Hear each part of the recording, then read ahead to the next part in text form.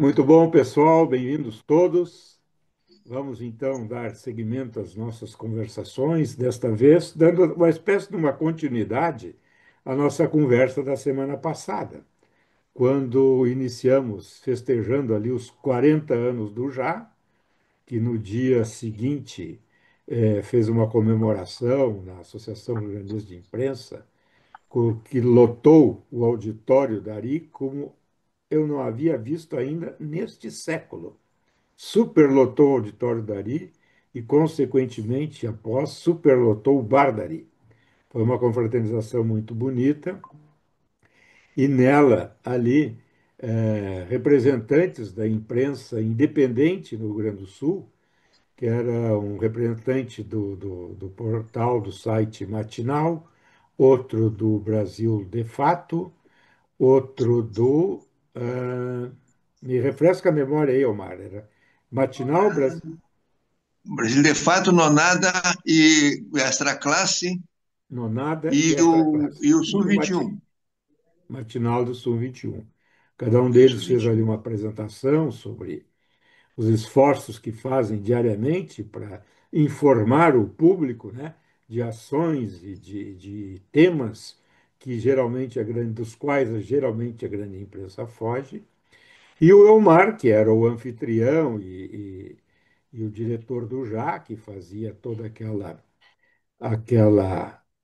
aquele evento, apresentou ali exemplos de trabalhos realizados pelo Já ao longo desses 40 anos, e foi realmente muito impactante, né, Omar? Porque não foram muitas as páginas do Já que foram vistas, mas as que foram apresentadas tinham sempre um tema contundente ou importante que a grande imprensa tangencia. Um deles, em especial, as questões do plano diretor de Porto Alegre. E lá já praticamente 40 anos atrás, o já abordava isso e chamava a discussão para esse tema, que agora, inclusive, voltou a ser um tema muito atualíssimo nos debates em Porto Alegre, haja vista que querem construir prédios com 130 metros de altura e coisas do gênero. É isso, né, Omar? Vamos continuar então aquela conversa sobre o jornalismo independente? Vieira, obrigado, Vieira. Muito obrigado pela acolhida. Estão preparando a maior mudança na história de Porto Alegre e mudanças profundas no uso do espaço, no uso e na ocupação do espaço urbano de Porto Alegre. E a discussão é, como diria o Nelson Rodrigues, de uma profundidade que uma formiguinha atravessa com a água pela canela. Ver isso numa cidade como Porto Alegre, cara, que foi pioneira nessa história de planos diretores, e teve equipes de urbanistas consagrados, reconhecidos nacional e internacionalmente. E tu vê acontecer um troço desse, um negócio praticamente feito de fora para dentro da prefeitura, e parece que está tudo tranquilo. Deve ser, né? Deve estar. Mas é isso, Vieira. Eu queria falar desse desafio aí que eu lancei ali com o pessoal que trabalha com isso que a gente chama de imprensa independente, né? Como dizia Sim. como dizia como dizia o Gismonte, é, esses projetos independentes que dependem de tudo. É a empresa independente. Mas, é, mas a empresa independente, eu acho que eu identifico como independente esses projetos editoriais, projetos jornalísticos, que tentam ter um suporte mais forte do lado do leitor do que do lado do anunciante, não é? Tentam romper com esse projeto convencional de jornalismo sustentado pela publicidade, né? Esse projeto ele está morto, né? Ele não tem mais chance. A nova realidade acabou com ele. E ele sobrevive nas grandes estruturas, matando a galinha dos ovos de ouro. Ele vai moendo o jornalismo. né? Na, na medida que aumenta a dependência do comercial, o jornalismo vai encolhendo e os interesses comerciais vão crescendo, e é uma dinâmica sem saída, sem reversão, é um caminho sem volta, né? Acho que deve render bons lucros, né, para os grupos que ainda estão então, né, que tentam sobreviver nesse modelo, né? Acho que rende bons dividendos ainda. Mas em termos do jornalismo que eles praticam, em termos do serviço que prestam à população, é cada vez mais precário, né? Cada vez uma coisa mais irritante chega a ser, né? Então, esses pequenos grupos, apesar da indigência quase que todos sobrevivem, eles são a única chance que se tem de ter uma coisa mais diversificada, de se ter uma coisa fora do que é uma visão única das coisas, né? A visão única das coisas. Então, eles são importantíssimos, mas a sua importância não é praticamente reconhecida em nenhuma instância, nem privada e nem pública. As agências de publicidade ignoram, né? Solenemente. O, as empresas, as empresas se acostumaram com um jornalismo que apoia o seu discurso, né? E o poder público, que teria legitimidade para promover essa diversidade, que é importante, não se interessa, né? Porque esses veículos são incômodos, eles se metem a tocar em coisas que são inconvenientes, que não é bem assim, tá? Então, eles estão comodamente instalados nesse sistema aí das grandes empresas que são generosos com seus clientes, né? Hoje eu vi assim uma coisa. Eu sou crítico e tal, mas eu reconheço a importância desses grandes grupos. Eu reconheço que só eles têm o porte para fazer certas coberturas, para tomar certas iniciativas, né? Mas acontece que eles não podem ser a única voz, porque na medida em que eles são a única voz, a coisa fica muito difícil. Eu sou assinante, por exemplo, da Zero Hora, sempre fui, né? E hoje vi dois artigos, cara, vi dois artigos no jornal que são, assim, sabe, fake news escancaradas, né?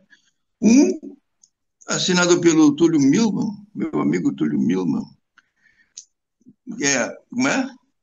A, a Festa da Vergonha, e ilustrado por uma foto em que aparece a mesa da Câmara, a mesa do Senado da Câmara, a mesa do Congresso, lá, onde foi votada ontem a CPI do INSS. Aí aparece o Pimenta, no fundo, aparece aquele senador que é líder do governo, o alagoano, lá não lembro o nome dele, e, e dois bolsonaristas sentados, que foram os caras que na verdade, comemoraram a eleição. E o artigo todo é uma reprimenda aos deputados, ao Congresso, que comemorou uma coisa que é muito séria e que não é motivo de comemoração, etc, etc, etc, etc. Mas quem comemorou foram os deputados bolsonaristas, que ganharam a relatoria da CPMI, foram identificados, não foram os deputados, não foi o Congresso, não foi os deputados, não foi, muito menos o Pimenta, os caras foram derrotados. Então, uma tentativa sabe, com o Congresso, com a política, é uma coisa deprimente. E o outro é o outro rapaz, esse menino, que ele é inteligente, escreve bem, tudo, o Schuch, mas ele diz que o governo é contra, o governo vai lutar contra o projeto lá de prorrogar as dívidas do agro. Não é nada disso. Não é, o que a bancada do governo não está querendo é que esse dinheiro saia do fundo lá do pré-sal. Tem que achar um outro caminho, mas foi o governo que propôs o dinheiro, foi o governo que propôs esse valor e tudo. Então, é triste, cara. Porque não tem um editor nesse troço que diz: "Oh, isso aqui não é verdade, cara. Isso aqui é uma ilação falaciosa, falaciosa, porque não é isso que acontece, não são esses os fatos, sabe? Então, sabe, e um jornal dessa importância, um jornal dessa importância, é o maior jornal do Estado, tem por trás uma rede enorme de comunicação e tudo, tem uma força gigantesca, e faz essas coisas, isso não dá para normalizar isso, cara. Não dá, não dá. Então, eu às vezes me sinto meio absurdo, cara, né? Porque eu, eu ainda, ainda, ainda acredito que tem que haver uma mudança nisso aí. Você tem que haver uma mudança nisso aí.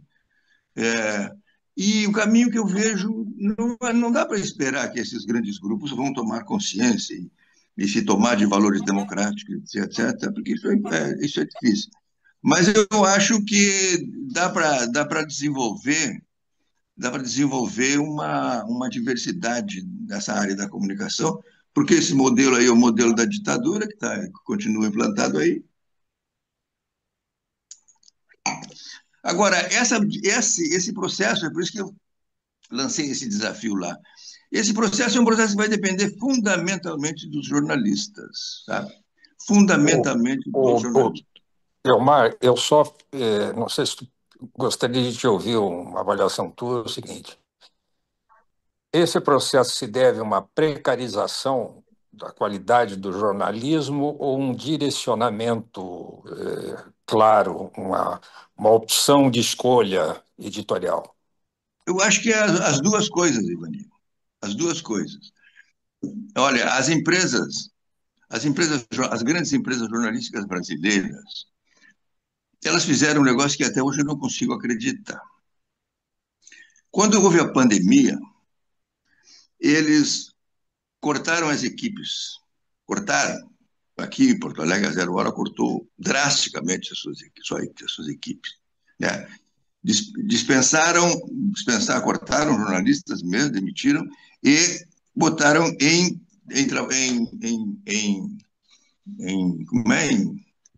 regime parcial de trabalho e trabalho home office, etc., etc., né? Reduziram, enfim, uma série de restrições ao trabalho jornalístico, como se na pandemia fosse menor a demanda pelo trabalho jornalístico, como se os jornalistas não tivessem que estar nos hospitais, estar nas ruas, estar nos lugares. Para mim foi uma coisa completamente incompreensível. Na hora de uma epidemia, é como se eu tirasse os enfermeiros do hospital que está, sabe? Porque a informação na hora de uma epidemia é essencial, é fundamental. Entende? Não, tá. E fizeram cortes muito fortes. Eu tinha até anotado esses números, agora me esqueci. Mas fizeram cortes violentos. E as redações ficaram reduzidas ao mínimo, né? E não retomaram.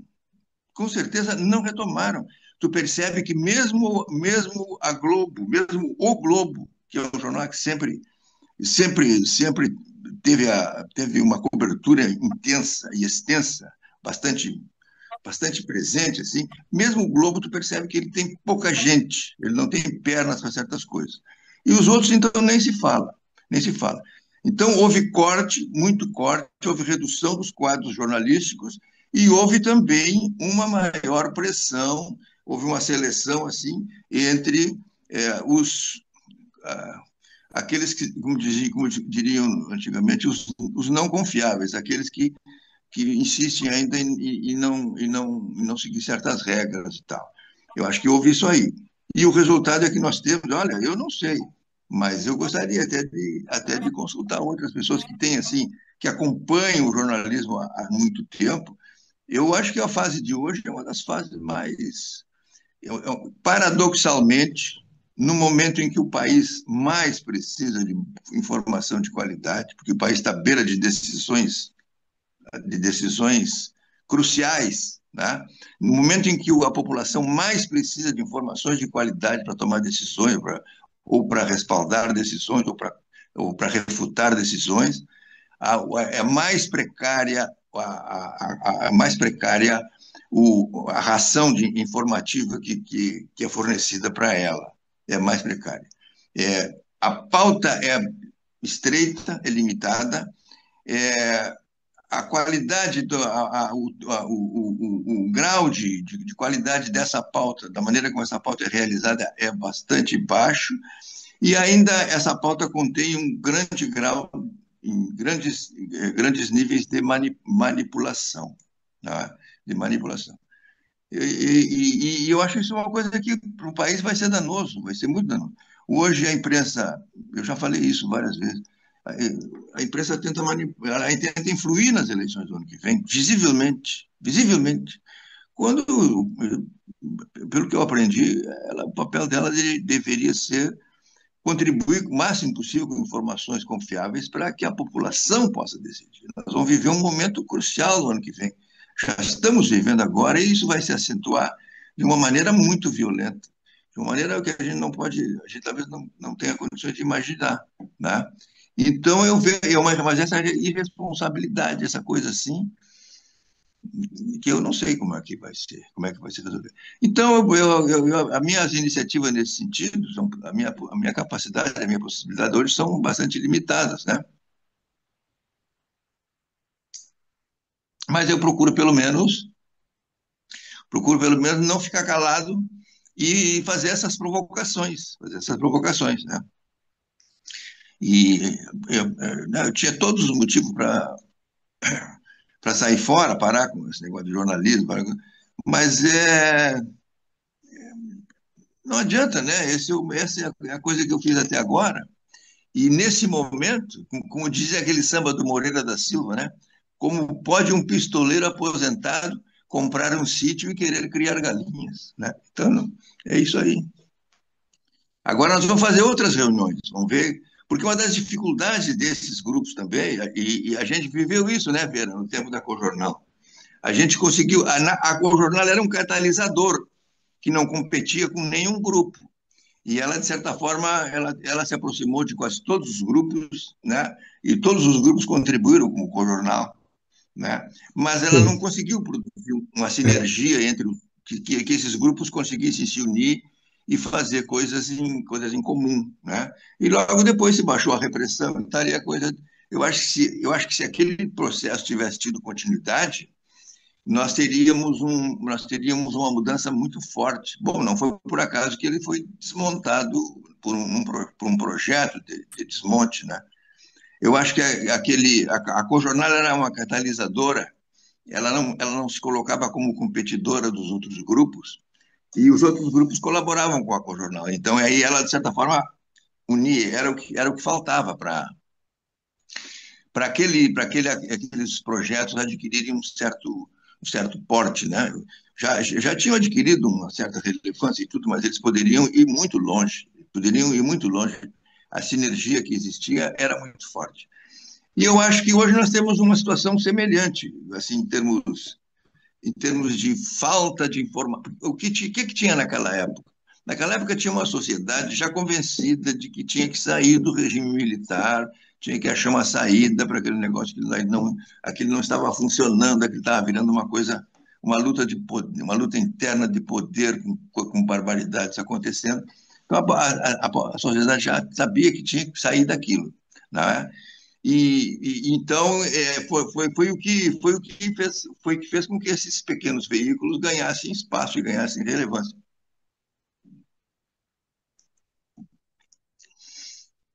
Mas ainda a imprensa, a grande imprensa, os grandes grupos ainda continuavam comprometidos com a ditadura. Foram aqueles pequenos veículos que puxaram eles um pouco, né? E, inclusive, havia uma versão que foi construída é, pelo pessoal dos grandes veículos, é de que os nanicos acabaram porque a imprensa entrou nos temas que eles estavam tratando exclusivamente e eles ficaram sem assunto. Isso é apenas uma meia-verdade, porque nem eles entraram tanto nos temas, naqueles temas, nem os nanicos ficaram sem assunto, os nanicos ficaram sem espaço, sem ar, eles foram sufocados, né? Então, é isso. Agora, então, é isso. Nós vamos fazer uma outra, Omar, outras reuniões. Omar, Omar, Nesse evento aí do Vocês me interrompam, senão eu vou falando, hein? Então tá. Nesse evento dos 40 anos do Já, tu lançaste um desafio no sentido de haver uma união desses segmentos da imprensa alternativa e independente. Foi isso mesmo? Tu quer explicar melhor como é que seria essa ideia? É isso que eu estou falando. Acho que esses veículos podem, não sei o que fazer, mas eu acho que eles podem. Em primeiro lugar, eles têm que se unir para reivindicar o direito a serem reconhecidos, na sua importância. Porque nós não temos políticas públicas para a área de comunicação. Nós temos uma política de comunicação do governo Lula, como teve de todos os outros governos, uma política de comunicação do governo. Isso era um mecanismo que o governo usava para dizer o que ele estava fazendo e tal, para se comunicar com a população. Mas uma política pública de comunicação nós nunca tivemos. Talvez tenhamos tido alguns esboços em algum momento, mas uma política pública. Embora o Brasil seja um dos raros países do mundo que tem, consta que é o único, não deve ser, mas alguém disse aí que é o único, não deve ser, mas não são muitos, que tem na sua Constituição a informação como um direito da cidadania, um direito constitucional. O cidadão brasileiro é um direito dele, é um direito à informação confiável, direito à informação é, relevante, tal e tal e tal e tal, né, de interesse público. É um direito. Embora ele tenha esse direito reconhecido na Constituição, o Estado não faz nada para que esse direito possa ser efetivamente exercido. Possa efetivamente ser. E a maneira desse direito ser exercido não é criando um ou dois grandes grupos de comunicação, como pretenderam os militares, para controlar a opinião pública. Não. É permitindo, promovendo a diversidade de veículos, a diversidade dentro de princípios democráticos, de princípios jornalísticos, princípios profissionais, entende? Porque esse desafio que eu lanço de unir esse pessoal, ele é muito complicado, né? Na verdade, ele tem uma chance muito grande de não dar em nada, porque a coisa mais difícil, a esquerda já tem, a esquerda, de um modo geral, tem né? Tem essa tendência à fragmentação, aos grupos e tal, né? A direita também tem, mas a esquerda talvez seja uma coisa mais orgânica, sei lá. Então, por exemplo, esses pequenos veículos têm dificuldade porque eles se consideram que concorrem uns com os outros, né? E o público, e esse público diferenciado que apoia e que sabe a importância desses pequenos veículos é um público pequeno, então eles meio que brigam por esse público e fica difícil de se unir, né? Fica difícil de se unir. Eu mesmo já tentei fazer alguns trabalhos com outros grupos e outros colegas e eles remancharam e tal, e acabou não saindo. Naquela coisa, não, o trabalho nosso, tal, sabe? Eu acho que isso aí é um pouco. Mas isso é uma coisa que a realidade vai mostrar para as pessoas que não é por aí, né? Eu acho que a mudança não vai acontecer porque alguém teve uma ideia, uma coisa assim. A mudança vai acontecer porque ela é necessária, entende? Ela é necessária. Ela tem que acontecer, entende? Na circunstância que nós estamos hoje, tem que haver uma mudança nessa questão da comunicação. Tem que haver. É um processo, não é um processo simples, é um processo de longo prazo, mas ele tem que começar. E eu acho que se esses pequenos grupos se organizarem e pressionarem e tiver algum eco isso para que se desenvolva minimamente uma política de comunicação que estimule, que proporcione a criação de projetos jornalísticos, né? Porque o país é um deserto de informações. Eu acho que isso, na Cojornal a gente já teve o exemplo, né, Verinha? Sim, O exemplo da Cojornal, surgiram 11 cooperativas no Brasil, né? sim, Tu imagina, sim.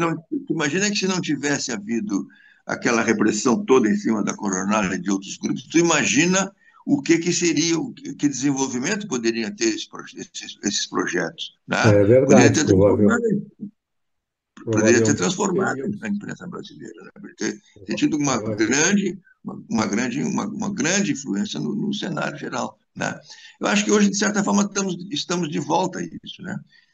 Eu li um artigo hoje muito interessante acho que foi do grupo foi no grupo que botaram aí no Grunac Online, o cara dizendo que o 8 de janeiro é um golpe em andamento. O 8 de janeiro é uma espécie de legalidade, né? A legalidade foi um golpe abortado, né? Mas ele seguiu, ele foi abortado naquele momento, mas ele prosseguiu e ele se efetivou praticamente com as mesmas forças 3 anos depois, né?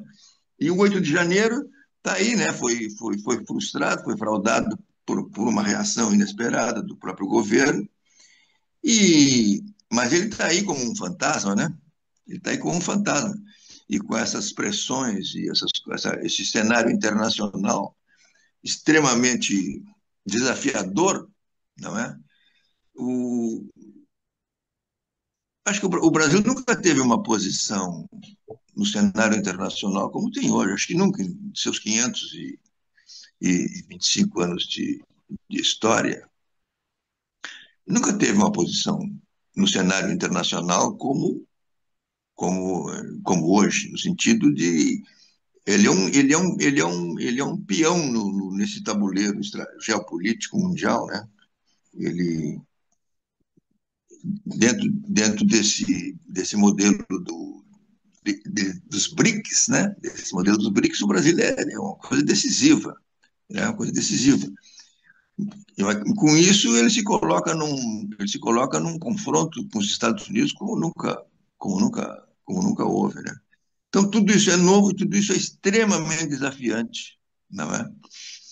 E, ao mesmo tempo, tu tem mudanças na população, tu tem tudo que é tipo de transformação para que ela se dê de uma maneira dentro de um sistema, de um regime de um Estado de direito, de um Estado de direito democrático. O ingrediente essencial dessa receita é a informação. A formação, porque a informação é a que forma a cidadania. E se a cidadania não se organizar e né, buscar um certo protagonismo, nós vamos ver esses embates ideológicos das cúpulas, né?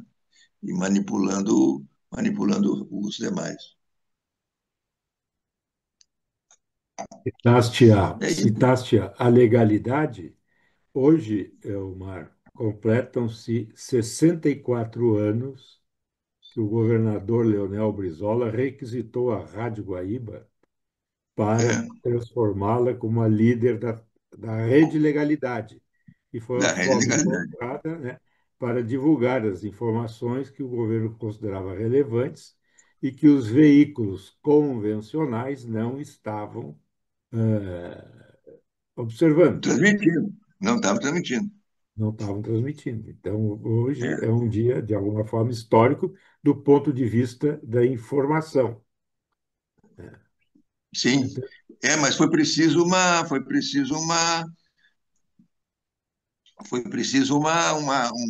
golpe de mão, né? O Brizola, o Brizola invadiu lá os transmissores da Rádio Guaíba, né? sim, sim. Ele Ele, invadiu foi na preciso, Ilha da Pintada, né? porque, porque, porque ele não conseguiria fazer o que ele fez se ele não tivesse a comunicação. Ele se deu conta, o Brizola era um gênio nesse tipo de coisa, né? Ele se deu conta instantaneamente que se ele deixasse, se ele não tivesse um meio de comunicação para falar com a população, ele estava liquidado, não é? E não te esquece de ver aqui, o golpe se deu quando o Jango estava na China, visitando o Mao Tse-tung. Era a primeira visita do presidente brasileiro depois da Revolução Chinesa, né? Estava visitando o Mao Tse-tung e havia alguns projetos, algumas coisas que estavam se encaminhando do Brasil com a China, né?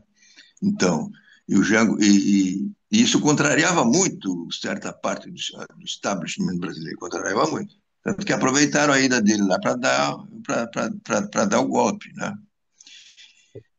Mas aí que vem a comparação com o Rio de Janeiro, que eu acho interessante, cara. O golpe ali não parou. O golpe ali não parou. E ele veio, veio, veio.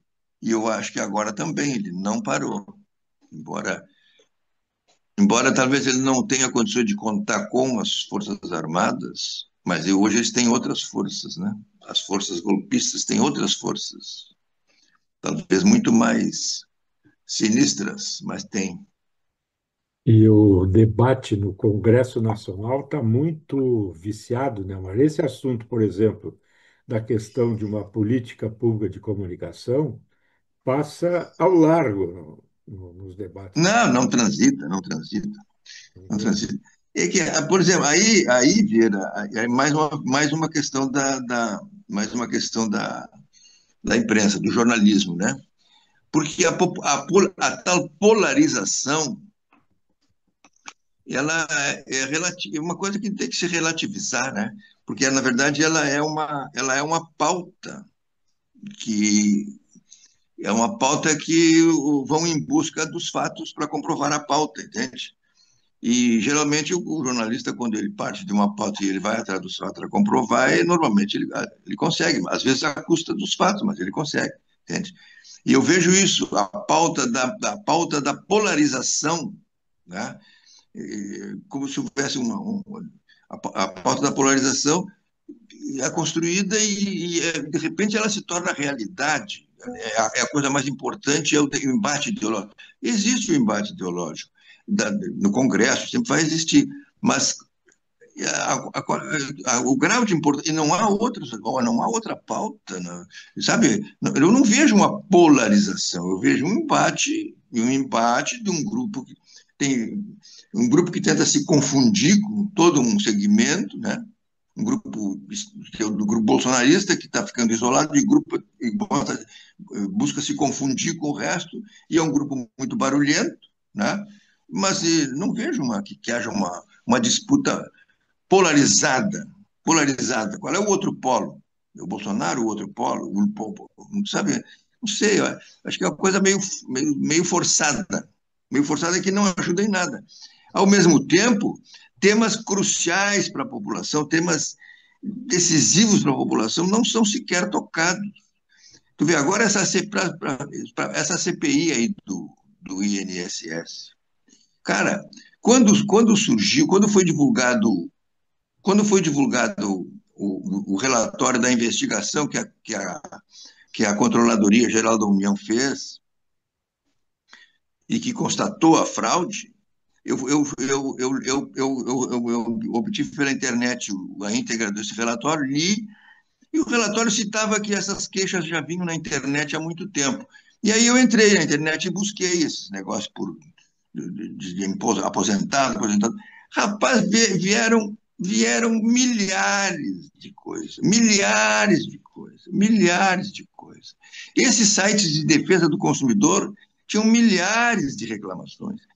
Pelo menos, pelo menos duas denúncias tinham sido tornadas públicas, duas denúncias grandes tinham sido tornadas públicas. E, e merece jornalismo e registros pontuais sobre o continente.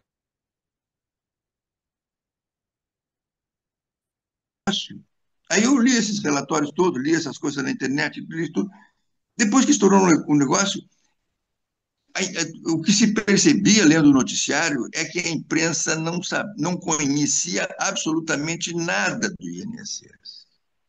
Entende? Não há repórter no INSS que acompanhe o INSS. Entende? Eles tiveram que aprender tudo do zero sobre esses troços do INSS. Entende? Não há o desconhecimento nos primeiros momentos quando surgiu. Hoje já é razoável, mas ainda é muito erro, muita mistura de coisa, muita confusão. Por quê? Porque a imprensa não cobre mais essas coisas. Não há cobertura disso. Não há quem acompanhe isso. Quando dá um escândalo, lá dá as manchetes e depois esquece. Entende? Mas e o que acontece no período em que o jornalismo esquece um lugar? Ali acontece tudo. O que aconteceu no INSS com 40 milhões, do qual depende a vida de 40 milhões de aposentados e pensionistas. Era uma farra, os caras entraram lá para dentro, fizeram uma farra. E levou, desde 2017, pelo menos, os caras já estavam se articulando, entende? Até, claro, tem um erro gravíssimo no governo Lula em relação a esse processo. O Lupe, por exemplo, olha, ele vai complicar. Isso lá no Congresso vai complicar o Lula bastante, bastante. Porque o Lupe, ele foi advertido nos primeiros dias que ele assumiu. Tem uma advogada que ela representa aquele sindicato, o SINAP, aquele sindicato no qual tem o irmão do Lula da diretoria, o SINAP. É um sindicato antigo, tem convênio com o INSS, mas... E ela procurou o Lupe para dizer que o Lupe tinha que mandar fazer uma investigação sobre esse negócio nas entidades. O Lupe não deu. Isso ela falou, o Globo publicou. O Lupe não deu bola. Isso foi em março de 2023, quando ele tinha assumido. Depois, em junho, ela fez questão de botar na ata do Conselho do INSS, que ela fazia parte do Conselho do INSS, botar na ata que ela tinha advertido o presidente daquilo. Junho de 2023. Só em março de 2024 veio a público a investigação da CGU. Só em março de 2024. Então, se tu pega...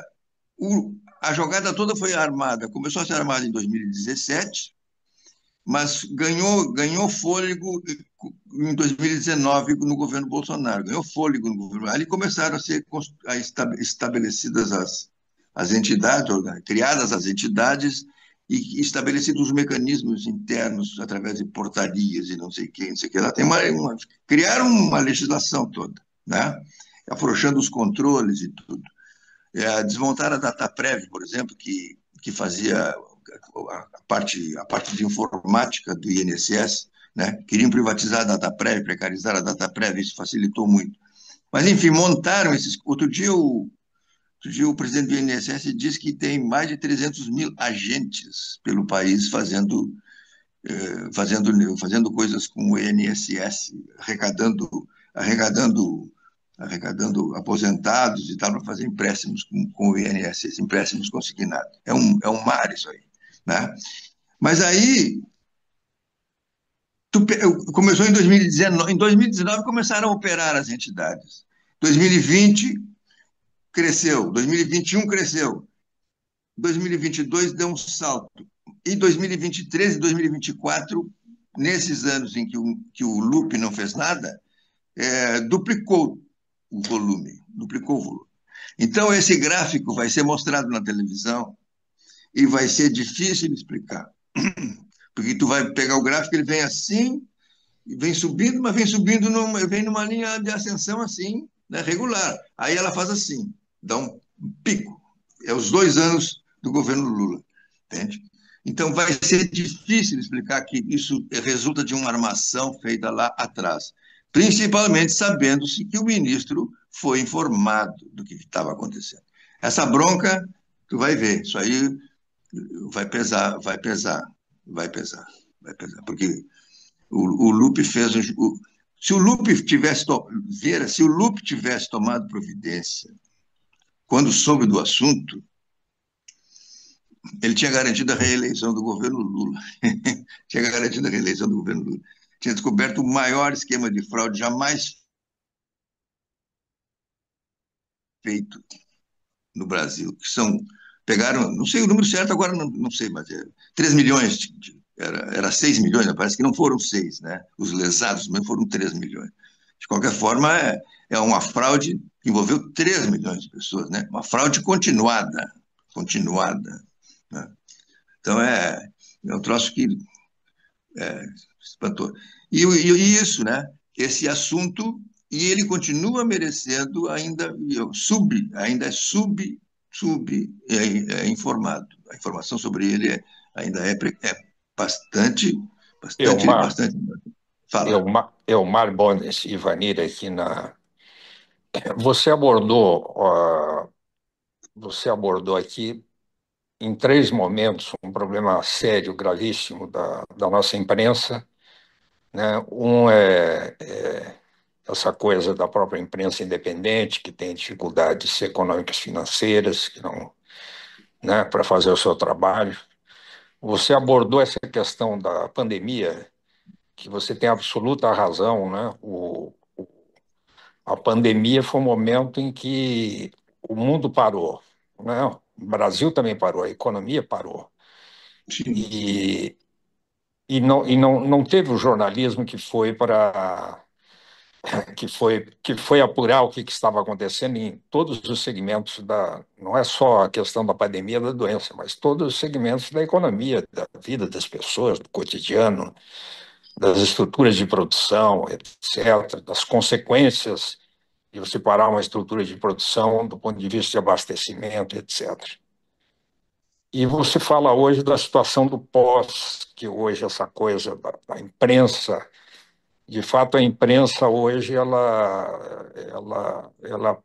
trabalha muito precariamente, né? Uma imprensa que ela não apura muito, né? Uma imprensa que ela vive de declarações, o que um tem a dizer, o que tem outro e tal. Raramente você encontra matérias de um jornalismo que o cara foi lá, apurou, constatou, formou, tem a sua visão do que está acontecendo.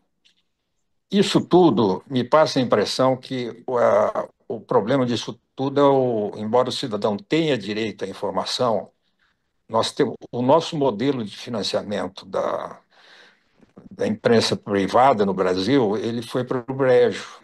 É um modelo que não sabia te dizer hoje, né? Mas o modelo clássico da imprensa brasileira era aquele modelo do anunciante, né? O cara publicava um anúncio de publicidade oficial, um anúncio de balanço, coisa do gênero e tal, e isso sustentava esse modelo de imprensa. Isso foi para o brejo, né? E obviamente, entrou um novo modelo de financiamento da imprensa que ele não consegue dar conta, ele não consegue, quer dizer, não consegue gerar riqueza suficiente para você manter boas redações, etc., né? E isso me parece que tem a ver com as big techs, né? Isso tem a ver com um modelo de comunicação que hoje ele tem uma grande influência de fora para dentro. Você vê que tem muitos sites que hoje vivem da arrecadação do Google, vivem de essas visualizações. Então, como resolver isso? Como enfrentar isso para você ter um ambiente que você possa ter as mínimas condições de fazer um bom jornalismo? Vanilla, sabe que eu não sou um cara da teoria, né? Eu acho que exatamente isso. Acho que a gente vai ter que aprender. Acho que tem muito mito aí dessa nova tecnologia. E, os grandes grupos se adaptaram ao discurso do dono da tecnologia, né?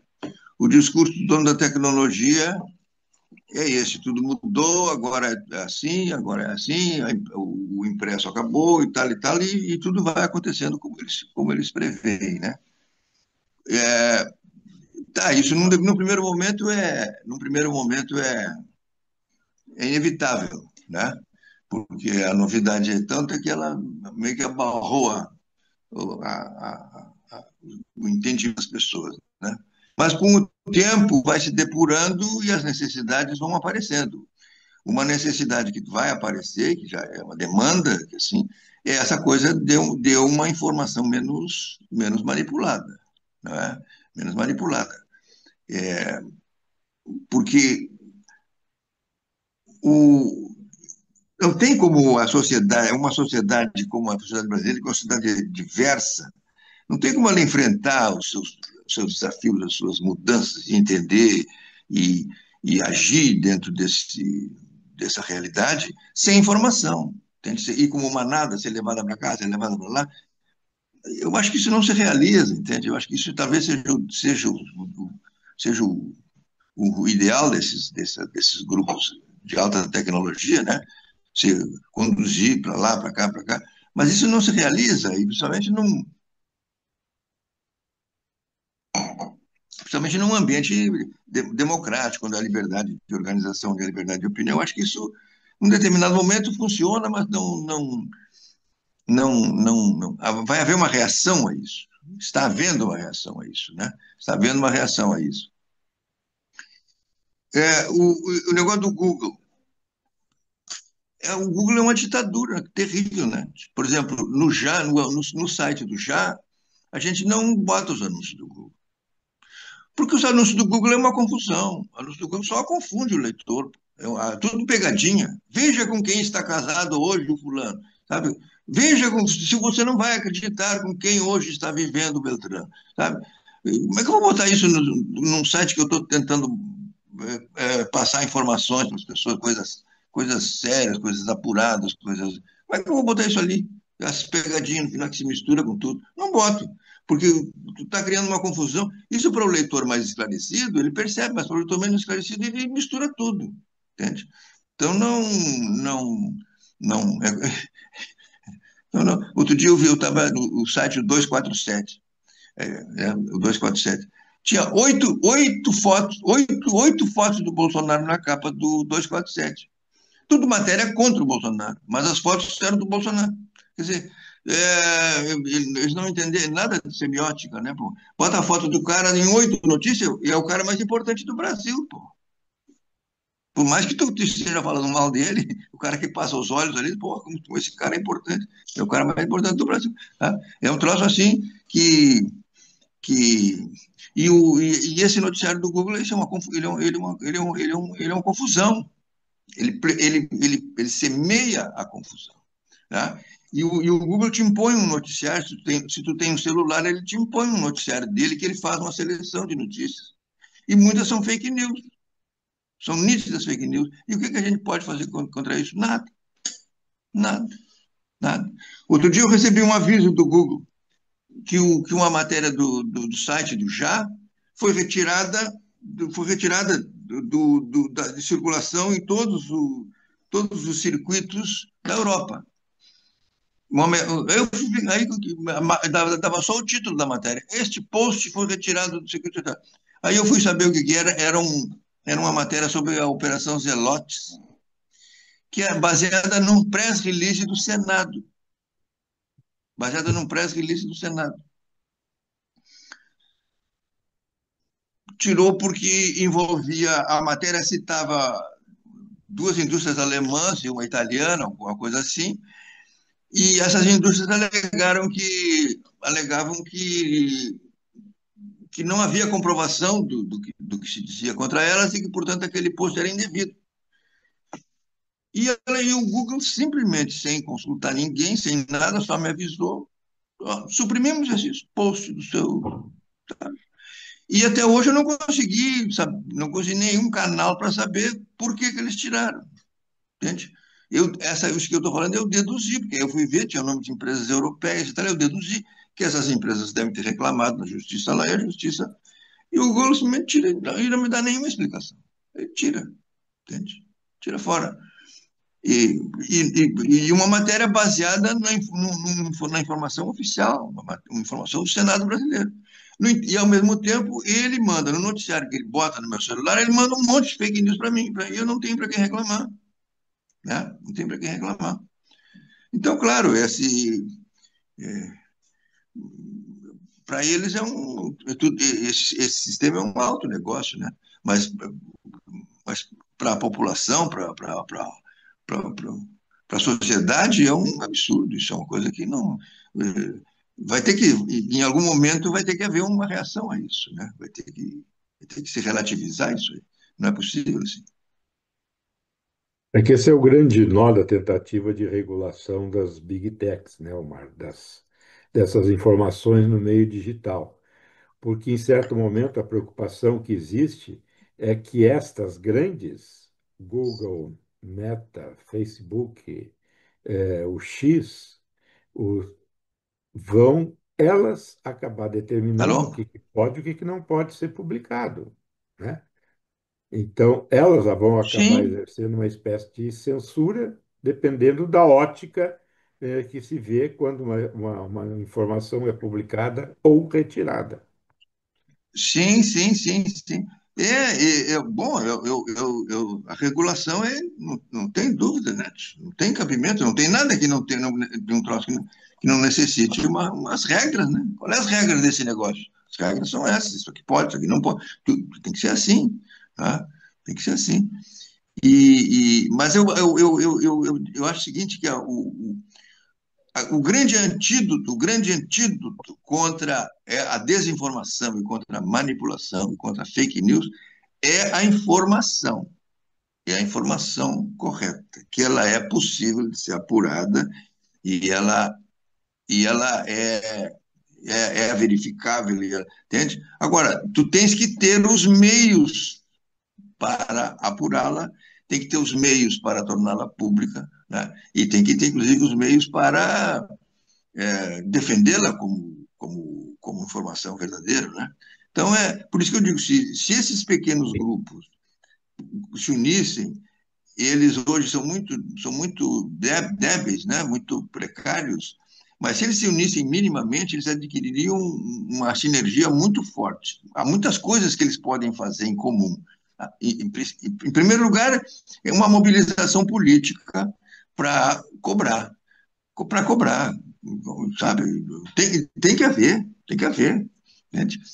Se tu tem agora, por exemplo, aqui a Fieres agora vai construir um centro de inovação e tecnologia para o desenvolvimento das indústrias, não sei o que lá, com dinheiro público, 50 milhões. Perfeito, sou a favor do projeto, é um belo projeto.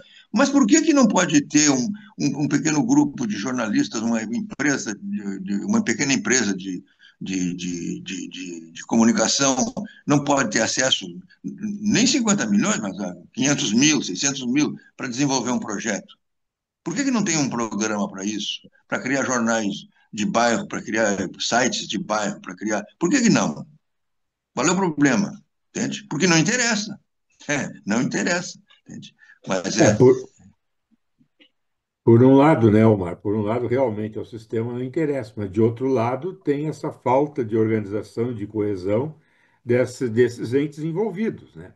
Precisa despontar aí uma liderança que faça com que as coisas sim, comecem a mas funcionar. a sociedade ela foi desorganizada, né? A sociedade brasileira ela passou por um processo de Sim. desorganização um pouco planejado, Não, né? mas eu acho o seguinte, tem maneira de fazer. Acho que voltou o cooperativismo e acho que hoje é muito necessário a volta aí há 40 anos atrás, mas isso aí tá novo, de novo, né? Que é a organização do trabalho, pode ser também em cooperativas e coisas e tal.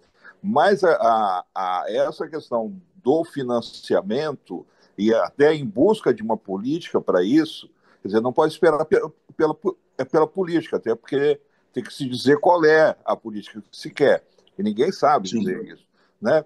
Então tem é o razão. seguinte, tem que se formar também, por exemplo, a união de cooperativas, vamos dizer, a união de coisas para ir alavancar, tanto alavancar economicamente, né, porque tem uma representatividade, né, e ir atrás de uma política que sirva a esses setores. Isso não tem. Eu não tenho, eu acompanho assim, né, a questão de políticas do governo para financiar esse segmento e não há inclusive, o que pedir, como pedir, entende? Eles não aparece uma demanda organizada, né? Não aparece. Então, o governo não atende as coisas. Porque não sabe. Não tem a menor ideia como atender. Os caras lá não sabem. Estão fazendo a mesma coisa. Vamos dar aqui um pouco bastante para a Globo, um pouco para o resto das emissoras, e o resto deixa sem. Porque não há uma interlocução forte. Eu acho que tem que se organizar, mas tem que se organizar não é na discussão editorial, mas é na questão da estratégia comercial mesmo. Comercial, quando nós vamos fazer volume para dar, para vender, né? Porque a gente tem que vender audiência, tem que vender, então tem que chamar, inclusive, produtores isolados que têm público, entende? Ser uma frente, né, que a gente que se apresente com audiência, com tudo, e relacionamento político, etc. Então, e se faça né, olha, o conjunto de. Porque as cooperativas hoje cresceram para burro desde então. Né, desde aquela, né? Hoje tu tem as cooperativas agrícolas, já criaram seus bancos, aí tu tem cooperativa de tudo hoje fazendo. De seguro, de cooperativas independentes, agora liberaram mais esses setores assim, que a gente pode fazer o nosso banco, né? Porque os caras têm banco. Né? Então, essa estrutura tem que vir na estratégia econômica, né? Porque embaixo não dá muito porque ainda não sai, né? Tem que ter uma frente ampla para criar uma política pública onde se possa buscar recursos, né? Tanto recursos da área pública quanto recursos de segmentos privados fortes que têm o interesse, né? E mais a isso tem uma lógica, né? Uma apresentação comercial razoável para o cara colocar dinheiro lá. Né? Hoje não existe, porque são todo mundo muito individualizado, né? E o que aconteceu de novo, que a imprensa, a grande imprensa segue com o mesmo caráter, vamos dizer assim. Ela tá, mas só que ela ficou pobre. Ela está pobre hoje. Hoje eu vi na Globo, no Globo Esporte, não é o Globo Esporte, é no Sport TV. Sempre tem um debate bom dos caras bons ali, não são? E, de repente, aparece o representante do Atlético Mineiro, né, para uma entrevista ali da bancada, né, sobre o estádio, sobre a Arena MRV, e falando várias vezes MRV, sobre o prêmio que eles ganharam. Ah, vocês ganharam um prêmio, nós ganhamos um prêmio. O que? A energia que o estádio usa a nossa energia assim, assado, e mostrava aquelas cenas do estádio acendendo, apagando a luz, e a Arena MR para cá, e como nós fomos premiados internacionalmente, somos hoje uma arena, né, verde, sei lá, né, Sustentável. que usa né, a sua energia com eficiência. Um comercial descarado na bancada dos caras do esporte. Mas, assim, olha, não há dúvida nenhuma ali que era como dizer assim, uma marreta, né? Uma marreta, direto. Então, ele empobreceu, porque eles estão lançando mão disso, que antes não. Pois, não, ninguém os caras nem falariam MRV, a Arena do Atlético, que a gente não fala nome de patrocínios aqui.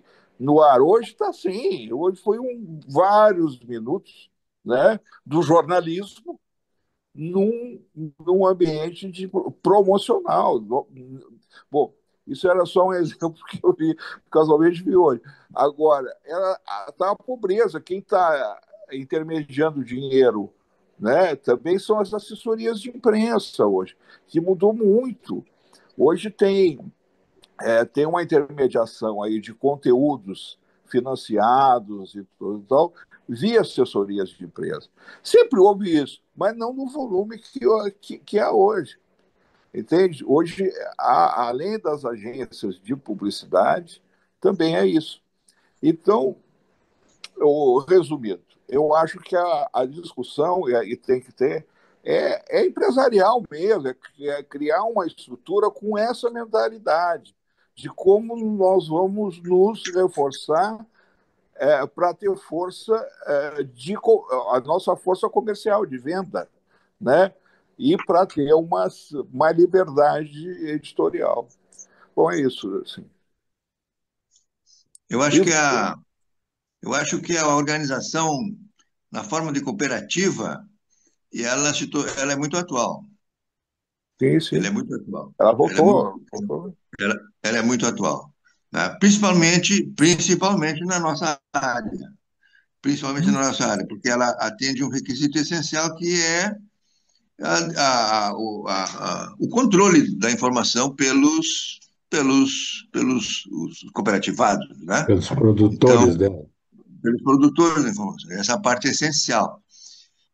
Mas a questão da cooperativa, ela envolve algumas questões. Aqui no Rio Grande do Sul, por exemplo, o que se fez com a Cojornal foi um pouco de para acabar com a memória dela, né? Então é difícil de tu falar em cooperativa aqui. As pessoas, embora falem, tenham uma boa memória do que foi a experiência da Cojornal, há uma relutância muito grande em reconhecer como um formato viável, o formato cooperativo. Outro dia eu fui no, tinha um grupo aí que eu conhecia como Grupo Catarse. Eu achava que era apenas um grupo de captação de captação via internet, tal, recursos. Não, é um outro grupo Catarse, é uma cooperativa que se criou inspirada na Cojornal. E é uma gurizada, é um pessoal mais jovem, e eles estão desenvolvendo, é pequeno ainda e ainda meio precário, né? Mas eles desenvolvem uma quantidade enorme de pequenos projetos dentro dessa organização cooperativa, entende? Eles têm lá os seus 30, 40 sócios, todos são, todos produzem conteúdo e tal. E então cresceram, estão pegando verbas do Ministério da Cultura, né, fizeram um ponto de cultura e tal. Então eu acho que é, vai haver uma renovação dessa ideia e essa ideia ela vai ganhar um espaço, eu acho. Ela vai ganhar um espaço. Outro dia eu falei lá um pouco precipitadamente numa cooperativa de leitores, né? Que seria uma cooperativa de consumo. Eu não sei direito como seria isso, mas aí ela transcenderia essa ideia da cooperativa de trabalho.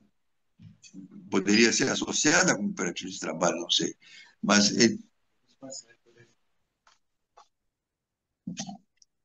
enfim, essas são ideias que precisam ser botadas na roda, né? Precisam ser trabalhadas para se encontrar um caminho aí, alguma coisa tem que se fazer. Perfeito. Então, Quem é que está aí? Está todo. Está o Casarré, está o Nunes, está o Mário Medalha, está a Marina Vodek, está o Luiz Lanzetta, está o Eugênio Bortolom, cada um mais silencioso que o outro. Estão Pois. preocupados com essa timidez de vocês todos. Aí o José Nunes também. não, não, fui provocado pelo Vieira, então vamos lá. Não, eu provocado que fui também pelo Elmar lá no dia da reunião. Eu acho que eu acho, não tenho certeza que é extremamente importante a gente tomar a pé da situação e tentar buscar alguma alternativa. Mas eu me preocupo quando vejo que tem a experiência do Cojornal reuniu jornalistas, reuniu profissionais e se fez o Cojornal.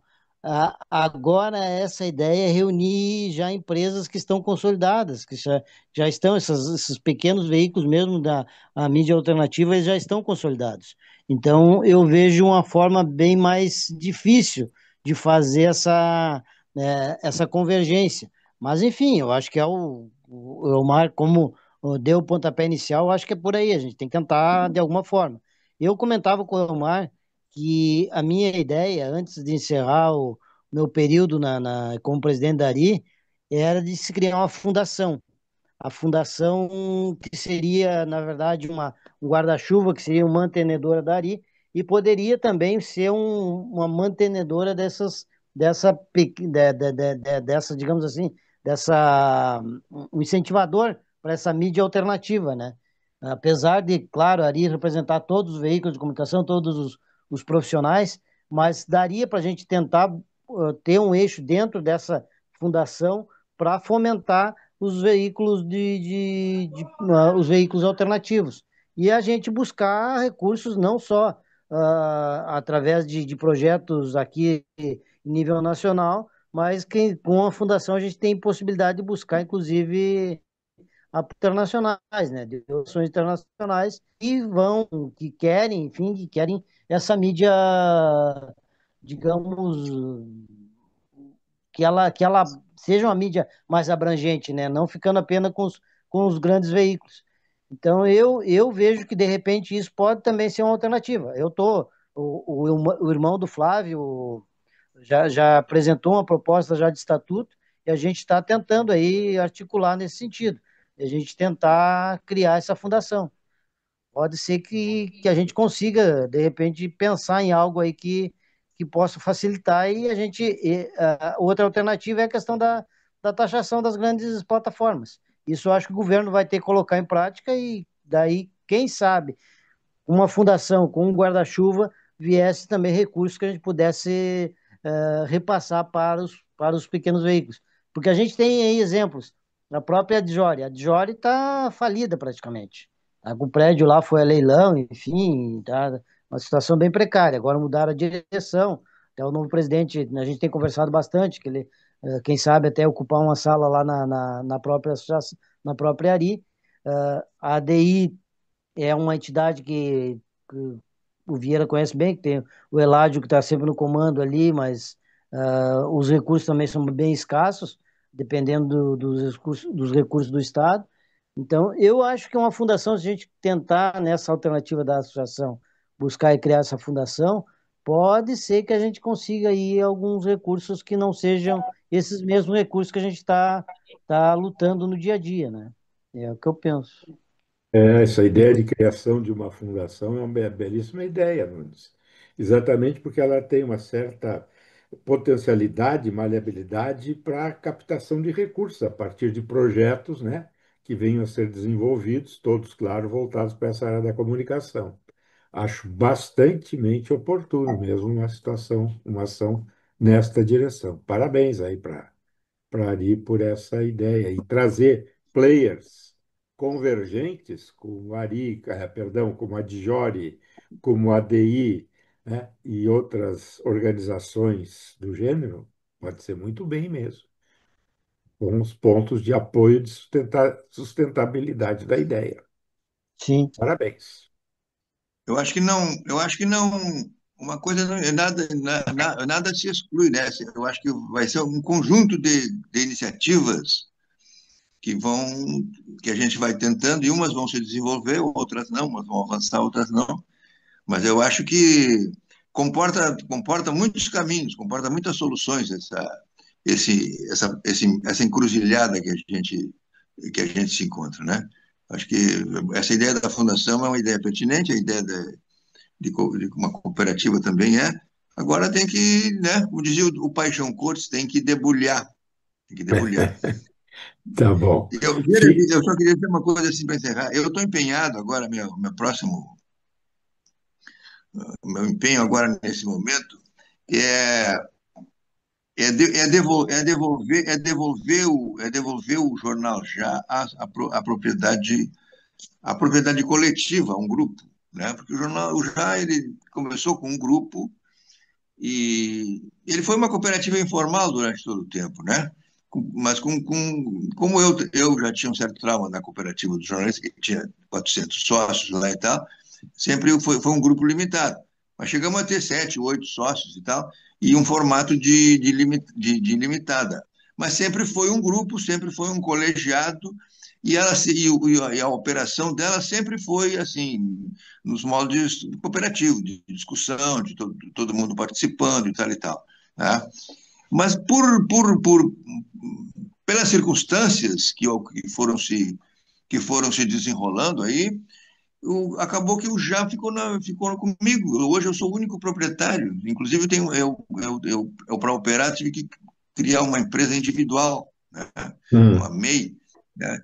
Então, eu sou o único proprietário, e o que é um contrassenso comigo, porque eu a vida inteira preguei que o jornalismo não pode ser uma propriedade de uma empresa ou de uma pessoa. O jornalismo tem que ser uma coisa coletiva. E acabou no meu colo. Por quê? Porque os processos que o jornal sofreu, as ameaças, os riscos de penhoras e de coisas, os sócios foram. Eu mesmo fui liberando, né? Eu tomei a iniciativa de liberar vários dos sócios, quase todos os sócios, para não, pra eles não correrem risco, né?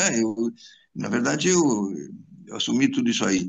E o último foi o Kenny Braga, foi até engraçado. O Kenny Braga ele é meu amigo desde de adolescência, né? E ele foi o último sócio. Como ele tinha 3 ou 4%, não sei quanto ele tinha. Aí um dia ele me liga e diz assim, pô, Elmar, pô, sabe que nós somos amigos, eu estou contigo até o fim. Mas é o seguinte, tem um oficial de justiça aqui querendo penhorar minha casa. Então, então e aí eu fiz lá o processo. E como não podia uma limitada, não podia ficar com um sócio só, eu tive que fechar, encostei a empresa, porque ela enfrentava aquelas questões judiciais e tal, eu deixei ela inativa e abri uma empresa individual para conseguir continuar trabalhando. Então, um dos meus propósitos, antes de encerrar minha carreira, é devolver o já ao coletivo, né? E estou preparando um caminho aí para ver se eu consigo, antes de me aposentar, transferir que o acervo já é um acervo que é uma coisa que não é minha, né? Eu entrei no JA, ele já existia, já tinha um andamento e tal, e ele foi sempre um polo aglutinador de muita gente, de muitos jornalistas, né? Tem umas 2 gerações de jornalistas que escreveram e fizeram o JA, né? Divino Fonseca, Jefferson Barro, Lilian Bendavi, uma quantidade, o Severo, os Costeg, é uma quantidade enorme de gente, né? É um acervo muito interessante. E eu quero ver se eu transfiro para um coletivo, né? Tô bolando uma maneira de fazer isso aí, e de maneira que saia do meu colo esse pepino, né? E, e é isso, né? Não sei, talvez eu acabe chegando, levando por esse caminho. Inicialmente, a minha ideia era criar uma empresa de propósito específico, reunir um grupo que possa discutir um formato mais objetivo, né? Não sei, mas esse é o meu propósito daqui para frente, né? É, essa coisa de tentar promover uma discussão entre os grupos independentes, né? E, ao mesmo tempo, promover essa recoletivização do Jornal Já. É Tá isso. bom. Espero que eu consiga. Espero conseguir. Vamos Há tempo. torcer, vamos Há tempo. torcer para que consiga. Tens aí dois Há grandes tempo. desafios: é É, liderar essa é, união desse é. pessoal, O que me falta é, como dizia, tempo, como dizia o Júlio o que me falta é tempo. Como dizia o Júlio de Castilhos pro Protásio Alves. O Protásio Alves operou o Júlio de Castilhos de câncer na garganta numa mesa improvisada na sala da casa dele. E aí o Júlio... Coragem, doutor Júlio. E ele disse assim, a coragem eu tenho, o que me falta é o ar, né? Então, é isso. para nós falta tempo. Tá bom, muito boa a conversa, ótimo. Gente, Voltaremos então semana que vem.